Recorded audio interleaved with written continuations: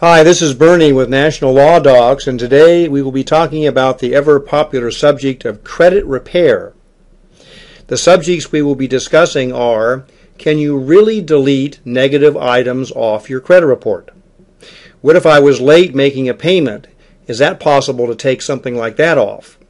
How long does it take? Can collections be removed? How does it work on a step-by-step basis? And realistically, tell me like it is, what are my chances of having these items removed? We will answer these questions, and also I'll give you some tips and secrets. I have a law degree, and I can tell you what I've learned over the last 30 years. The first thing we do is get a copy of your credit report. And let's assume you have two negatives on the report, a 30-day late on your Visa card, and a medical collection when you took your son to the emergency room and it wasn't covered by insurance. You have no excuses on the Visa payment because you got busy that month and simply forgot to send in the payment. But the dispute with the medical collection is genuine because your insurance company assured you it would be covered. Now the problem is you just applied for another credit card and have been turned down. Even worse, the new car you just bought has a higher interest rate because of the negatives.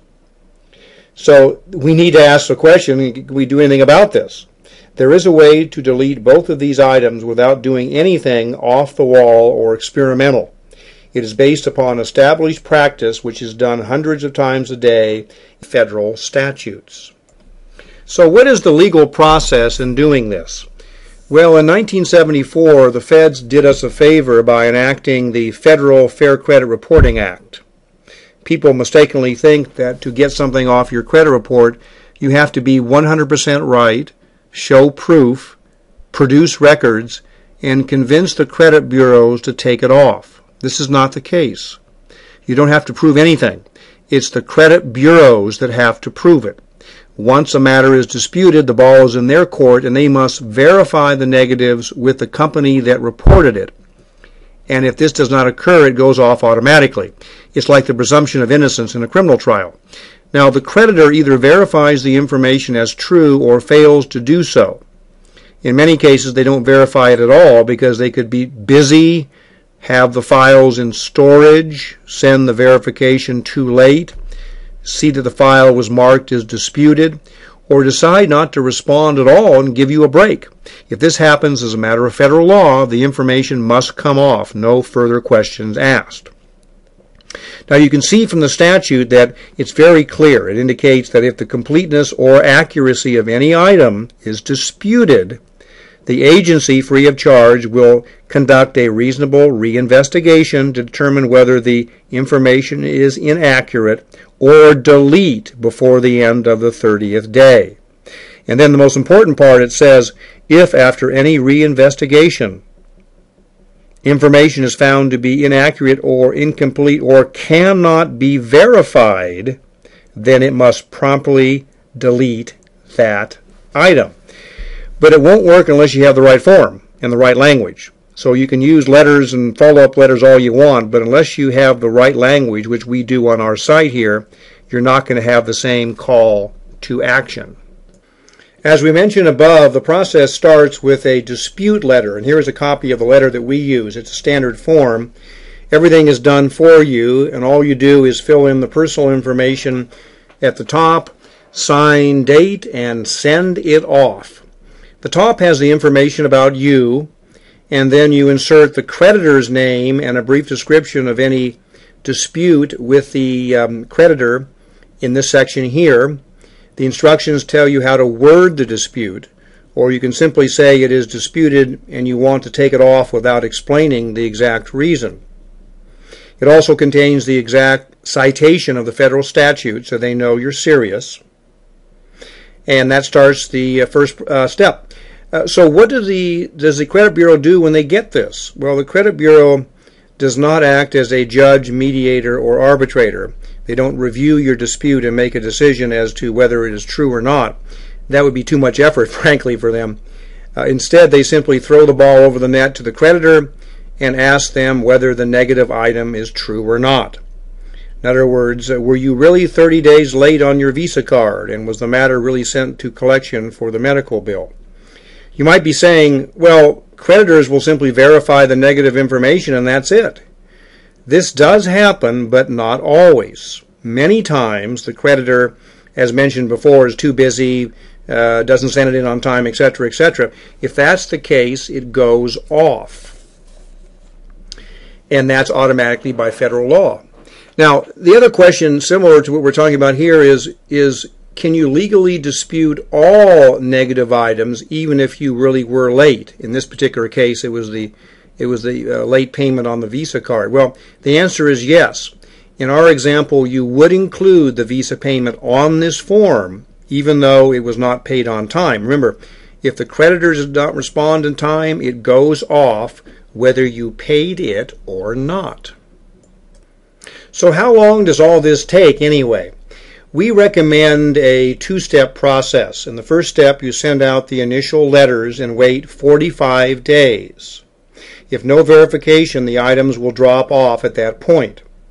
If it doesn't occur, then you do follow-up letters and give another 45 days. This also sets up a second possibility of the items dropping off. So using these time periods, it takes about 45 days to 4 months, depending upon how stubborn the credit bureaus and the creditors are. Now, what about collections? Collections are very important to remove because they can drastically reduce your credit score. And they are in two categories. Collection accounts that are over 7 years and 7 months old from your last payment. That's the rule of 7 and 7. This is a serious violation of federal law, and if they are still in your report, they must be removed immediately, so long as you write the right letter and cite the federal statutes. We're showing you a standard copy of one of our letters on the screen here. Many times, Collection Agency 1 assigns it to a Collection Agency 2, who assigns it to Collection Agency 3 after the 7 years and 7 months, and tries to re-age it. Re-aging is marking the delinquency date as of the date they receive the file. This is absolutely illegal, and they almost always take it off if so confronted. Then you have collection accounts that are under 7 years and 7 months from your last payment. You can also get these off your account by citing another federal statute. It says basically that if there is a dispute with a collection agency, they must validate the debt by producing a signed copy of the credit application or purchase agreement that you signed, giving a complete account history from beginning to end with all credits and debits, and itemizing the full amount due, including interest and finance charges. Now, folks, I have to tell you, collection agencies almost never have this information. When they get a file, it usually has the name, address, phone number, and the amount owed, and nothing else. If they can't produce this evidence after a well-written letter like this one, it must be removed. But are there things that cannot be removed from your report? Yes, there are. These include state and federal tax liens, foreclosures, and civil judgments. Because they are considered public record, they must remain on your report. So how does the overall process work? Well, here's a rough idea of the outline of the steps you take. The initial letters, the follow-up letters, the time periods that you wait, and it covers all the documents that you need. It also will end up, if it doesn't work in the initial steps and they don't get the idea, it also has the small claims proceeding where we have the actual manner in which you go to small claims court, what you do, what you say to the judge, and we have a legal brief that you can hand to the judge as well. So what are your realistic chances of increasing your score? Actually quite good, and that's why we have a guarantee of at least 40 points. What I can tell you is it is rare that you cannot increase your score. And that's the good news. But you have to use the right form. So purchase the kit now and get started. And remember, after purchase, we're available for free phone consultation. Good luck and hope to hear from you soon.